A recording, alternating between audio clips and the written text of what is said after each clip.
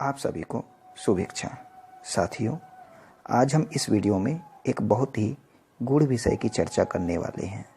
जी हाँ, आज के इस वीडियो का विषय उस अदृश्य जगत के गूढ़ विषय पर से पर्दा उठाएगा जिसे हम यदाकदा भौतिक जगत का सूक्ष्म धरातल, सूक्ष्म लोक, आत्मलोक, परलोक या जीवात्मा जगत के नाम से जानते हैं। इस विषय को पूरी तरह से समझने और जानने के लिए कृपया वीडियो को अंत तक जरूर सुनें। इस भौतिक जगत में हमारे आसपास रहने वाले उन लोगों की संख्या बहुत अधिक है जिनके लिए जो दिखता है वही सत्य है। वे लोग उन्हीं चीज़ों पर ही विश्वास करते हैं जिन्हें वह देखते, सुनते, स्पर्श करते अथवा सूंघते हैं। कहने का मतलब यह है कि हमारे शरीर की भौतिक इंद्रियां, नाक, कान, हाथ, पैर, आँख या फिर वह भौतिक मन ही क्यों न हो, जो भी घटना अथवा दृश्य का आभास या अनुभव कराती है वही उनके लिए सत्य है। जबकि वास्तव में देखा जाए तो भौतिक शरीर की ये कर्मेंद्रियां और ज्ञानेंद्रियां हमें जिन चीज़ों का भौतिक अनुभव अथवा आभास कराती हैं वे पूरी तरह से अर्ध सत्य अथवा आधा सत्य ही है। हमें यह आभास या अनुभव तभी तक सत्य प्रतीत होता है जब तक हम जीवित हैं, परंतु इस भौतिक शरीर की मृत्यु के पश्चात हमें अपने सूक्ष्म शरीर के द्वारा जिन तथ्यों का आभास अथवा अनुभव होता है वास्तव में सत्य वही है। इस सत्य से हम इस भौतिक जीवन में सूक्ष्म जगत के ज्ञान के अभाव के कारण अनभिज्ञ रहते हैं। अक्सर यह माना जाता है कि मृत्यु व्यक्ति और उसके व्यक्तित्व, पर्सनैलिटी दोनों को समाप्त कर देती है, परंतु मनोविज्ञान की नवीन शाखा परामनोविज्ञान की खोजों और रिसर्च के द्वारा यह सिद्ध कर दिया गया है कि मृत्यु केवल स्थूल शरीर को ही समाप्त कर पाती है और मृत्यु उपरांत भी मृत व्यक्ति की जीवात्मा इस संसार के अन्य व्यक्तियों पर प्रभाव डालती रहती है और सूक्ष्म शरीर के माध्यम से वह इस पृथ्वी के सूक्ष्म धरातल से पारगमन करते हुए सूक्ष्म लोक अथवा आत्मलोक की ओर अपनी यात्रा जारी रखती है। इस भौतिक जगत में जिस तरह से हमारे भौतिक शरीर का अस्तित्व रहता है वैसे ही उस सूक्ष्म लोक अथवा आत्मलोक में हमारी जीवात्मा का वाहक सूक्ष्म शरीर का अस्तित्व रहता है। पिछली सदी तक सूक्ष्म लोक अथवा आत्मलोक कई लोगों के लिए कल्पना का विषय रहा करता था, जबकि 20वीं सदी में विज्ञान ने हमारे लिए ब्रह्मांड की वे खिड़कियां खोल दी जिसके कारण उस अदृश्य लोक के गूढ़ रहस्य से पर्दा उठ गया। आज आत्मलोक अथवा सूक्ष्म लोक के बारे में इतने प्रमाण हैं जो यह साबित करने के लिए पर्याप्त हैं कि सूक्ष्म लोक अथवा परलोक एक वास्तविकता है और इस भौतिक शरीर की मृत्यु के बाद भी सूक्ष्म शरीर के माध्यम से जीवन की धारा अविरल बहती रहती है। बावजूद इसके तमाम प्रमाणों के बाद भी ज़्यादातर लोग इस बात से अनभिज्ञ हैं कि मृत्यु के बाद क्या होता है।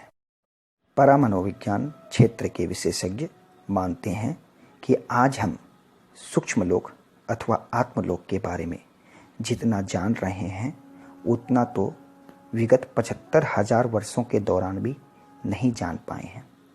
चिकित्सा तकनीक की बदौलत मृत्यु के मुख से या मृत्यु स्थिति से जीवन में लौटे लोगों के निकट मृत्यु अनुभवों, नियर डेथ एक्सपीरियंस ने आत्मलोक अथवा सूक्ष्म लोक के बारे में वे जानकारियां उपलब्ध करा दी जो कुछ दशकों के पहले किसी को भी पता ही नहीं थी।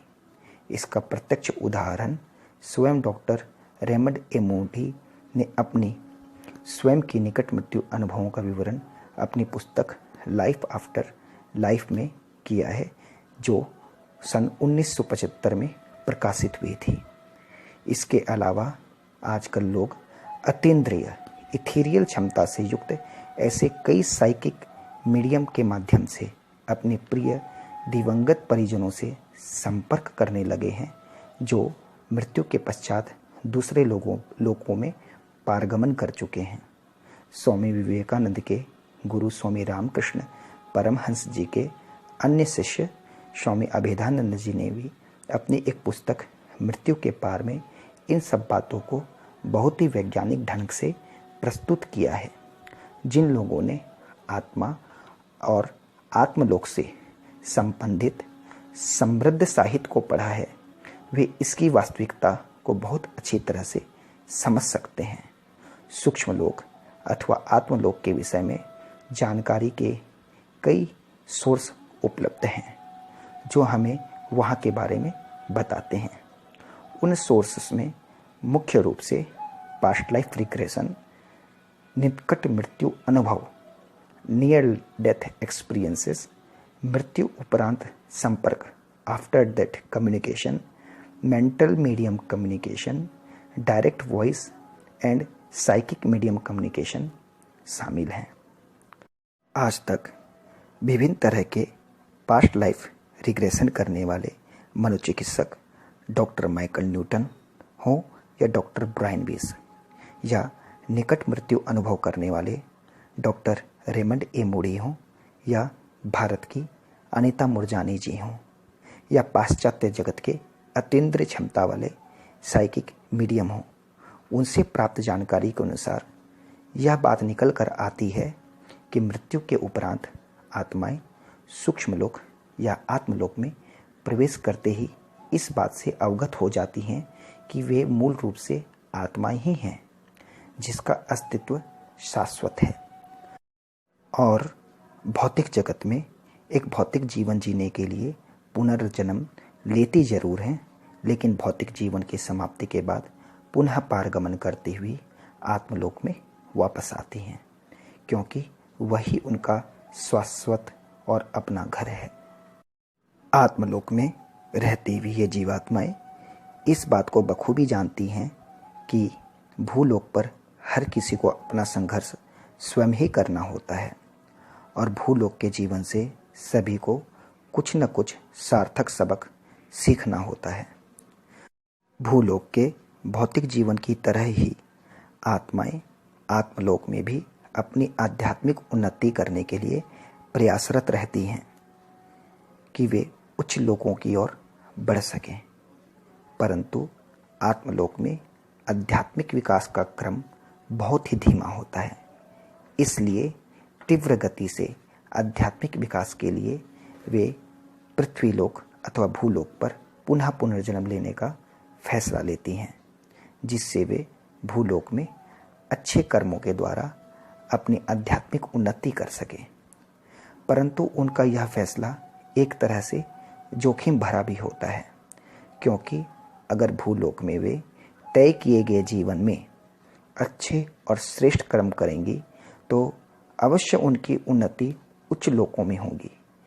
परंतु अगर वे भूलोक में लोभ, लालच, ईर्ष्या आदि दुर्गुणों को के वशीभूत होकर निकृष्ट और नीच कर्म करेंगी तो उनकी अवनति निम्न स्तर के लोकों में होना तय हो जाती है। इसलिए इस भौतिक जीवन में हमें हमेशा अच्छे एवं श्रेष्ठ कर्म करने चाहिए।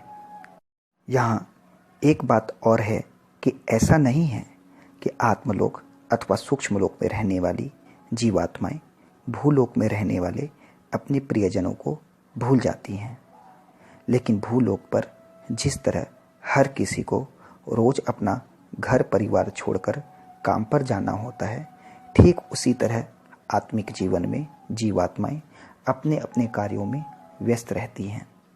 चाहे भौतिक शरीर के मृत्यु के तुरंत बाद ही वे दीर्घकालीन विश्रामावस्था में जाना चाहती हूँ या फिर भूलोक पर पुनर्जन्म लेने की तैयारी करती हूँ, और या तो भूलोक पर रहने वाले अपने प्रियजनों को प्रेमपूर्ण स्पंदन, प्रेरणा या संदेश देने का कार्य करती हूँ।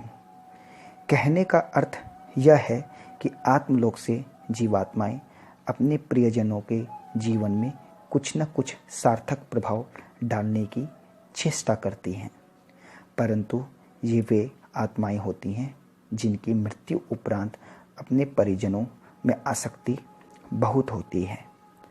आइए अब हम इस वीडियो के मूल विषय, उस अदृश्य जगत के संदर्भ पर पुनः आते हैं जिसे हम परलोक, सूक्ष्मलोक, आत्मलोक या जीवात्मा जगत कहते हैं। इस भौतिक शरीर की मृत्यु के बाद की दुनिया अथवा उस अदृश्य जगत जिसे हम परलोक, आत्मलोक या सूक्ष्मलोक कहते हैं के रहस्य की जिज्ञासा हम में हमेशा से रही है। जो लोग यह मानते हैं कि मृत्यु इस जीवन का पूर्ण विराम नहीं है, बल्कि जीवन की यह यात्रा सूक्ष्म शरीर के रूप में एक अदृश्य जगत में भी जारी रहती है, वे जानना चाहते हैं कि आखिर वह अदृश्य जगत क्या है, वह किस तरह का होता है, वहाँ का जीवन किस तरह से इस भूलोक के जीवन से अलग है, आखिर वहाँ जीवात्माएं कैसे रहती हैं, क्या करती हैं, कब तक वहाँ पर रहती हैं और क्या हम वहाँ अपने बिछड़े प्रियजनों से मिल सकते हैं। ऐसे कई प्रश्न हैं जो हमारे अंतस को उसके उत्तर प्राप्त करने को प्रेरित करते रहते हैं। इन्हीं प्रश्नों में से एक प्रश्न है कि आखिर वह अदृश्य जगत कैसा है। सामान्य लोगों के लिए इस प्रश्न के उत्तर को अनुभव से जानना असंभव सा प्रतीत होता है, लेकिन आध्यात्मिक रूप से उच्च चेतना के स्तर पर पहुंचे लोग, अतीन्द्रिय क्षमता वाले साइकिक मीडियम, योगी और सिद्ध पुरुषों के लिए इस भौतिक जगत से परे उस अदृश्य जगत आत्मलोक की दुनिया अनजानी नहीं है। आधुनिक युग में विज्ञान की मदद से भी पारलौकिक दुनिया से संपर्क किया जाने लगा है।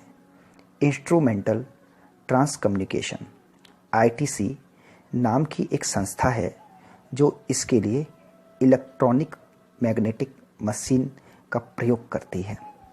ITC के शोधकर्ताओं का कहना है कि वे तकनीक के माध्यम से इस भौतिक जगत से परे उस अदृश्य जगत आत्मलोक और वहाँ पर रहने वाली आत्माओं से संपर्क कर सकते हैं, और उनका मानना यह भी है कि वे ध्यानावस्था अथवा मेडिटेशन के माध्यम से भी वहाँ पहुँच सकते हैं।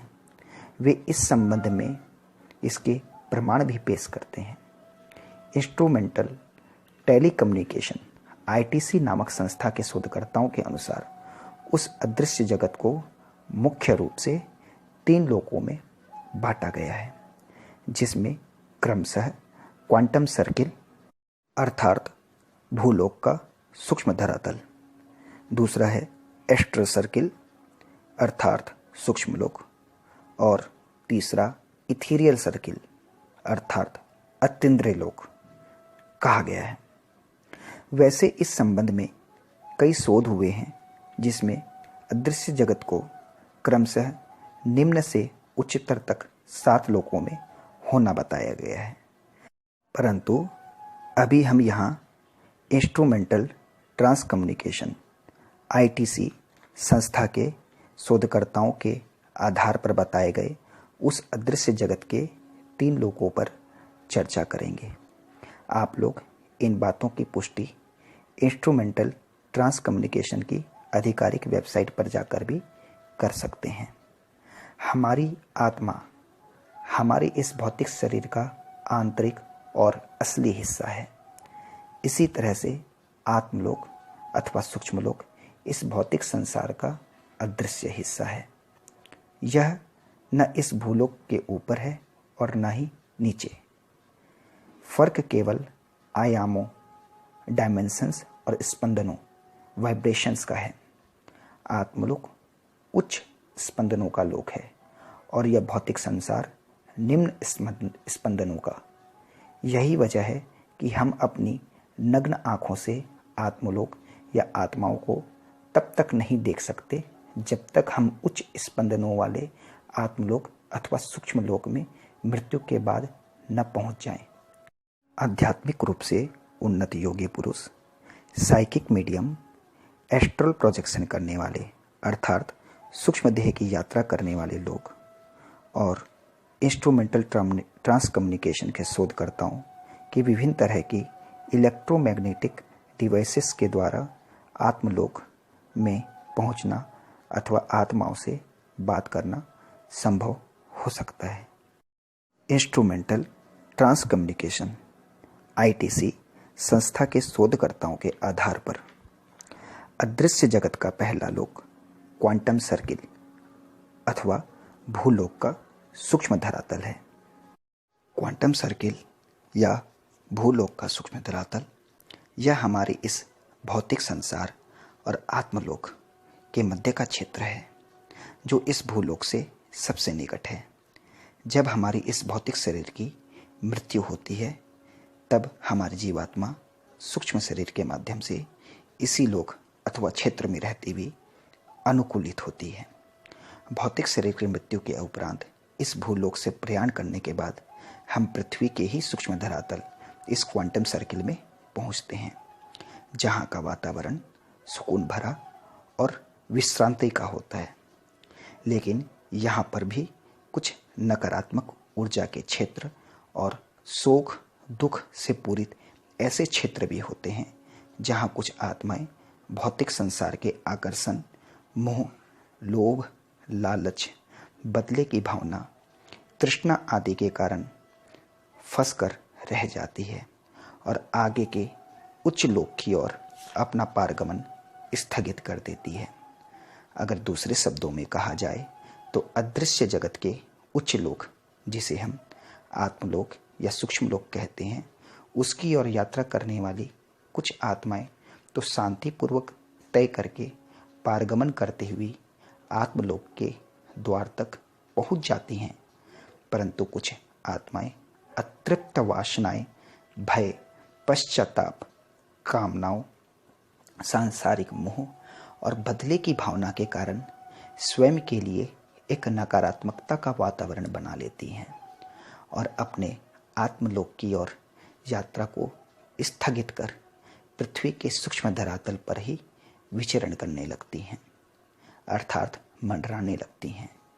परंतु इसके विपरीत यदि मृत्यु को प्राप्त करने वाला व्यक्ति यदि सकारात्मक विचारों, सांसारिक वस्तु अथवा रिश्तेदारों के मोह से मुक्त होकर भौतिक वस्तुओं अथवा कामनाओं का आकर्षण को छोड़कर इस भौतिक संसार को छोड़ता है तो वह निश्चित ही आत्मलोक की ओर अपना पारगमन अपने भौतिक शरीर के मृत्यु के पश्चात तुरंत कर लेता है। आज के युग में ऐसे लोग बहुत हैं जो यह विश्वास नहीं करते कि मृत्यु के उपरांत भी जीवन का प्रवाह सतत चलता रहता है और पुनर्जन्म होता है। वे यह सोचते हैं कि मृत्यु ही अंतिम सत्य है। मृत्यु शैया पर पड़े ऐसे लोगों को अक्सर इस बात का घोर दुख और पश्चाताप होता है कि वे जीवन में ज़्यादा पैसे, कामयाबी, सुख, सुविधा हासिल नहीं कर पाए हैं।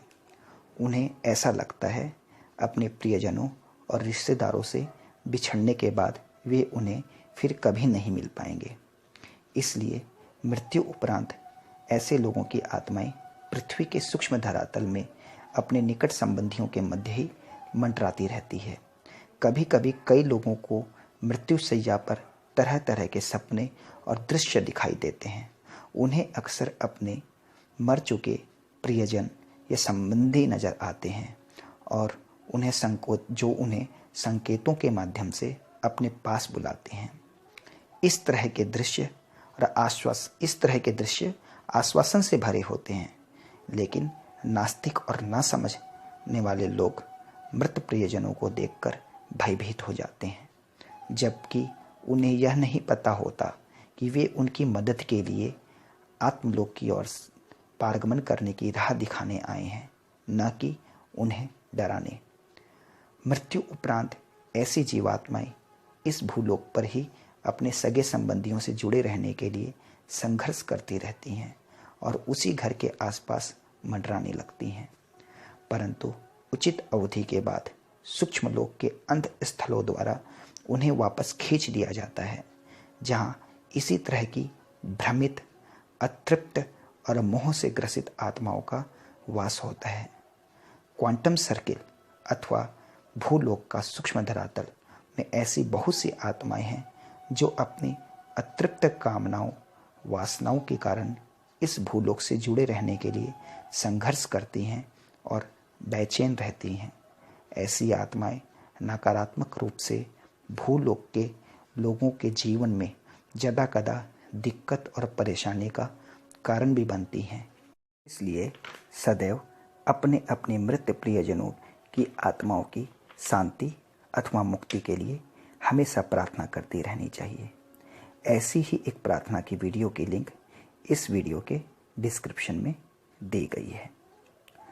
इंस्ट्रूमेंटल ट्रांस कम्युनिकेशन आईटीसी के शोधकर्ताओं के शोध के आधार पर अदृश्य जगत का दूसरा लोक एस्ट्रल सर्किल अर्थात सूक्ष्म लोक या आत्मलोक है। एस्ट्रल सर्किल, जिसे आत्मलोक या सूक्ष्म लोक भी कहते हैं, यह लोक पृथ्वी के सूक्ष्म धरातल के ऊपर का लोक है, जहाँ पर जीवात्माएं पारगमन करती हुई अपने गुच्छ समूह में अवस्थित हो जाती हैं, जहाँ उनकी मुलाकात पहले से ही पारगमन किए गए उनके मृत प्रियजनों की आत्मिक ऊर्जाओं से होती हैं। यह लोक एक तरह से मानसिक या वैचारिक लोक है, जिसके कई उपलोक भी होते हैं। यहाँ का वातावरण मूलतः आनंद और विश्रांतिदायक होता है। भूलोक पर जब जीवात्माएं भौतिक देह का त्याग करती हैं तो उसके बाद वे सूक्ष्म शरीर के माध्यम से अपने स्पंदन को अभिव्यक्त करती हैं, जिसे हम हमारी होम फ्रीक्वेंसी भी कहते हैं। भूलोक पर हम अपने विचारों, व्यवहार और अपनी आध्यात्मिक समझ के अनुसार स्पंदन वाइब्रेशन की गति निर्धारित करते हैं। भय, लोभ, लालच, पश्चाताप, मोह जैसी नकारात्मकता जहाँ निम्न स्पंदन पैदा करती हैं, वहीं प्रेम, उदारता, शांति, संतुष्टि और जन कल्याण की भावना उच्च स्पंदन पैदा करती हैं। पाश्चात्य जगत के शोधकर्ताओं, मशहूर पास्ट लाइफ रिग्रेशन करने वाले doctor Michael Newton, doctor Brian Weiss, निकट मृत्यु अनुभव करने वाले doctor Raymond A Moody, Anita Moorjani और जीवात्मा विश्पी और रतु द्वारा ऑटोमेटिक लेखन के माध्यम से बताई गई बातें, जो पुस्तक जीवात्मा जगत के नियम में वर्णित हैं, और कई आध्यात्मिक विभूतियों के अनुसार आत्मलोक में भी मानसिक प्रदेशों में, अर्थात जिनका कोई भौतिक आयाम नहीं होता, प्रयोगशालाएं, शिक्षण संस्थान, म्यूजियम, कंसर्ट हॉल, जिसे नियति का घेरा भी कहा जाता है, आकाशीय रिकॉर्ड के कक्ष होते हैं, और ये बहुत ही सुव्यवस्थित ढंग से होते हैं। आत्मलोक में भी फूल, पेड़ों, नदी, झरनों आदि कई प्राकृतिक दृश्यों की मनो उपस्थिति का वर्णन मिलता है। इस भूलोक में होने वाले नए नए आविष्कारों या मनुष्य जाति के भविष्य के बारे में होने वाली सभी योजनाएं यहाँ बनती हैं।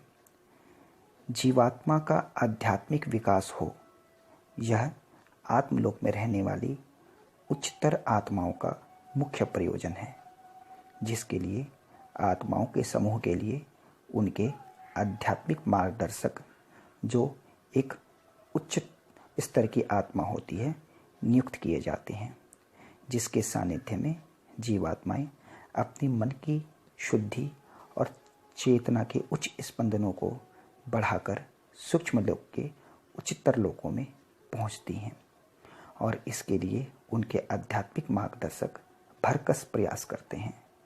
कई जीवात्माएं भूलोक पर कुछ अधूरे कार्य और अपने कार्मिक बंधनों को पूरा करने के लिए पुनर्जन्म लेने की इच्छा जाहिर करती हैं, और कभी कभी ये आध्यात्मिक मार्गदर्शक उन्हें पुनर्जन्म लेने के लिए स्वयं प्रेरित करते हैं, ताकि वे अपने कार्मिक बंधनों को बराबर कर अपने आप को शुद्ध बुद्ध कर सकें। इसके लिए वे मार्गदर्शक आत्माएं अपने अधीनस्थ जीवात्माओं के लिए उनके भावी माता पिता अथवा उनके भावी भौतिक जीवन का चुनाव करने में सहायता भी करती हैं। पृथ्वी के सूक्ष्म धरातल से पारगमन करके कुछ जीवात्माएं जब आत्मलोक पहुंचती हैं तो वे आत्मलोक को इतना पसंद करती हैं कि वे सदियों तक वहीं रहना पसंद करती हैं और विश्रांति की अवस्था में वे अपना आध्यात्मिक विकास करती हैं। परंतु सूक्ष्म शरीर के साथ आत्मलोक में आध्यात्मिक विकास की गति बहुत धीमी होती है। इसलिए वे अपने मार्गदर्शकों के समझाने पर पृथ्वी पर पुनः नए शरीर में जीवन को फिर से अनुभव लेकर अपने उच्च और अच्छे कर्मों के द्वारा अपना आध्यात्मिक विकास की तीव्रता को बढ़ाती हैं। फिर पुनः आत्मलोक के उच्चतर स्तर तक पहुंचती हैं। परंतु यह फैसला जोखिम भरा भी होता है, क्योंकि यदाकदा जीवात्माएं भूलोक में आकर निम्न और नीच कर्म करके अपनी अधोगति तय करती हैं और पृथ्वी के सूक्ष्म धरातल में ही फंसकर रह जाती हैं। कुल मिलाकर सूक्ष्म लोक अथवा आत्मलोक ऐसा क्षेत्र है जहाँ के अन्य उपलोकों में एक ही स्तर की जीवात्माओं का एक साथ वास होता है और वे अपनी आध्यात्मिक उन्नति के क्रम में वापस पुनर्जन्म देने के लिए तैयार भी होती हैं और पुनर्जन्म लेकर वापस भूलोक में नए जीवन में प्रवेश करती हैं। और यह जन्म और पुनर्जन्म का चक्र तब तक चलता रहता है जब तक वे अपनी आध्यात्मिक उन्नति कर ऊपर के उच्च लोक अर्थात इथरल सर्किल या अतीन्द्रिय लोक जिसे कहते हैं वहाँ न पहुँच जाएं। अदृश्य जगत के लोकों के क्रम में तीसरा क्षेत्र इथीरियल सर्किल अथवा अतीन्द्रिय लोक है। यह लोक दिव्य आत्माओं का लोक माना जाता है। योगी और आध्यात्मिक विभूतियाँ जिनके चेतना का स्तर बहुत ऊंचा होता है, जिन्होंने भूलोक की समस्त कामनाओं, इच्छाओं, आसक्ति अथवा मोहपाश से मुक्ति पा ली हो, ऐसी जीवात्मा इस लोक में निवास करती हैं और निवास करती हुई अपने नीचे के लोक सूक्ष्म लोक अथवा भूलोक के सूक्ष्म धरातल या भूलोक में निवास करने वाली आत्माओं की मदद करने का हर संभव प्रयास करती हैं। भूलोक में किस व्यक्ति के द्वारा कौन सा महान कार्य संपन्न किया जाएगा, वह इसी अतीन्द्रिय लोक में तय होता है। धरती पर जन्म लेने वाली उच्च चेतना से परिपूर्ण महान आत्माएं मृत्यु उपरांत भूलोक से प्रयाण कर थोड़ा समय सूक्ष्म लोक में बिताने के बाद इसी अतीन्द्रिय लोक में निवास करती हैं। यह इथीरियल सर्किल अर्थात अतीन्द्रिय लोक किसी भी तरह की मानसिक संरचनाओं से मुक्त होता है। इसलिए यह रहने वाली जीवात्माएं निराकार चेतना पुंज के रूप में ही वास करती हैं, अर्थात वे अपने सूक्ष्म शरीर का भी त्याग कर देती हैं।